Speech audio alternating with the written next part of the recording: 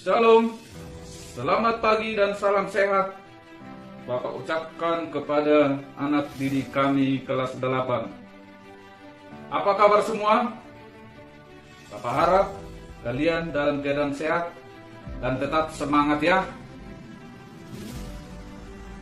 Ini adalah pertemuan pertama kita dalam pelajaran agama Katolik dalam semester ini di kelas 8. Walaupun kita belum bisa bertatap muka secara langsung, tetapi mari kita mengikuti pelajaran ini dengan baik. Kita memasuki materi yang pertama. Tetapi sebelum itu, Bapak ingin menyampaikan pokok-pokok materi yang akan kita pelajari selama satu semester ini. Mungkin anak didik kami juga sudah memiliki buku paket ya, yang sudah dibagikan dari sekolah.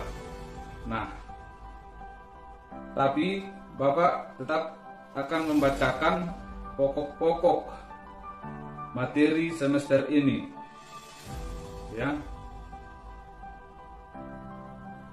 Bab pertama, pribadi Yesus Kristus, itu terdiri dari 2 bab, yaitu Yesus pemenuhan janji Allah, dan subtema yang kedua, kemanusiaan dan kealahan Yesus. Bab yang kedua, Yesus mewartakan kerajaan Allah, terdiri dari 3 subbab, yaitu kerajaan Allah sebagai pokok pewartaan Yesus. Yang kedua, Yesus mewartakan kerajaan Allah melalui perumpamaan. Yang ketiga, Yesus mewartakan kerajaan Allah melalui tindakan dan mukjizat. Dan bab yang ketiga, panggilan dan perutusan murid Yesus, terdiri dari 3 subbab. Yang pertama, panggilan para murid Yesus. Subbab yang kedua, cara hidup murid Yesus. Dan subbab yang ketiga, melaksanakan tugas perutusan sebagai murid Yesus. Nah, yang terakhir dalam semester ini, bab yang keempat, yaitu konsekuensi pewartaan Yesus, terdiri dari 3 subbab, yaitu yang pertama, berbagai tanggapan terhadap pewartaan Yesus. Subbab yang kedua, sengsara dan wafat Yesus sebagai penolakan manusia. Dan yang terakhir, kebangkitan Yesus sebagai tanda penerimaan Bapa. Nah, sekarang kita memasuki bab yang pertama dan subtema yang pertama, yaitu Yesus pemenuhan janji Allah. Apa yang dimaksud dengan janji? Mungkin anak didik kami juga sudah sering berjanji ya, kepada teman, kepada orang tua, kepada guru, atau kepada yang lain-lainnya. Dalam hidup bersama dengan orang lain, manusia mengenal istilah janji. Ada berbagai alasan yang mendorong kita membuat janji, bukan? Nah, mungkin karena rasa cinta, atau karena rasa tanggung jawab, atau mungkin karena ingin membahagiakan orang lain dan ingin mewujudkan suatu cita-cita yang ada dalam diri kita. Nah, janji yang telah diungkapkan membawa konsekuensi yang baik bagi diri orang yang berjanji maupun orang yang mengetahuinya. Oleh karena itu, janji harus ditepati dan dijalankan dengan setia. Nah, ini kan ada istilah janji adalah utang. Nah, mungkin sudah sering kita dengar ya. Nah, di sini juga dibuat setiap janji memiliki konsekuensi untuk ditepati, seperti yang Bapak sampaikan tadi. Nah, penepatan sebuah janji memerlukan pengorbanan. menepati janji memberi kebahagiaan bagi kedua belah pihak. Nah, demikian juga janji Allah kepada manusia. Apa janji Allah kepada manusia? Nah, sejak semula Allah menciptakan segala sesuatu baik adanya. Nah, tetapi dalam proses perjalanan manusia berdosa. Nah, nanti bisa dibaca dalam kitab suci Kejadian 3 ayat 1 sampai 15.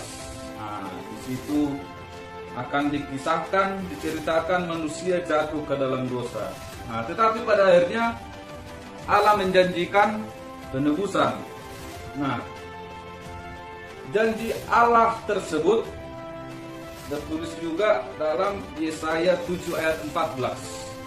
Nah, sesungguhnya seorang perempuan muda mengandung dan akan melahirkan seorang anak laki-laki, dan ia akan menamakan dia Immanuel. Apa artinya Immanuel? Immanuel artinya adalah Tuhan beserta kita. Nah, gitu ya. Lalu dalam Ibrani 1 ayat 1 sampai 4 juga dikatakan bahwa Allah memenuhi janjinya. Allah tak ingin manusia hancur dalam kuasa dosa. Janji Allah terwujud dalam pribadi Yesus Kristus, Sang Putra Allah sendiri, yang selama hidupnya selalu mewartakan keselamatan bagi semua orang. Oke, sampai di sini paham ya, anak didik kami. Nanti kalau kira-kira ada yang kurang dimengerti atau ada sesuatu yang mau ditanyakan, boleh ya ditanyakan melalui komentar di bawah atau melalui WA grup kita. Nah, silakan ya. Maka sebagai orang yang telah diselamatkan, nah kita harus memiliki hidup dengan semangat baru, yakni hidup yang sesuai dengan kehendak Allah, meninggalkan perbuatan dosa dan selalu mengarahkan diri pada keselamatan. Nah, di sini tadi dikatakan kita harus memiliki hidup dan semangat yang baru. Mungkin di kelas 7 kemarin ada hal-hal buruk atau hal-hal yang tidak baik yang sudah biasa kalian lakukan. Nah, itu hendaknya ditinggalkan. Nah, kalian kan sudah kelas 8, sudah naik kelas. Artinya sudah semakin bisa berpikir lebih baik dan melakukan sesuatu yang lebih baik dari sebelumnya. Oke? Ya, Bapak harap kalian dapat memahaminya. Baik, sebagai kesimpulan, Yesus merupakan pemenuhan janji keselamatan Allah kepada manusia. Yang kedua, kehadiran Yesus sudah dijanjikan Allah melalui para nabi. Tadi ditulis dalam kitab Yesaya. Nah, sampai di situ pelajaran kita pada hari ini. Nah, sebagai tugas, nanti dicatat ya, di catatannya dibaca dulu kitab suci. Ada tadi kutipan kitab suci di situ, silakan dibaca, dan bukunya juga jangan lupa dibaca ya, buku cetak yang sudah ada sama kalian. Nah, tuliskan di catatan kalian apa kira-kira yang sudah kalian pahami dalam pelajaran ini. Singkat saja ya. Nah, bisa sebagai kesimpulan.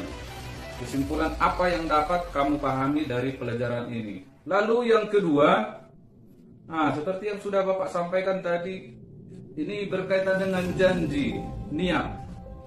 Tuliskanlah niat-niat yang akan kamu jalankan selama semester ini dalam proses belajar di sekolah ataupun di rumah. Ya, Bapak harap kalian tetap aktif belajar, bukan hanya dalam pelajaran ini, tetapi dalam semua mata pelajaran.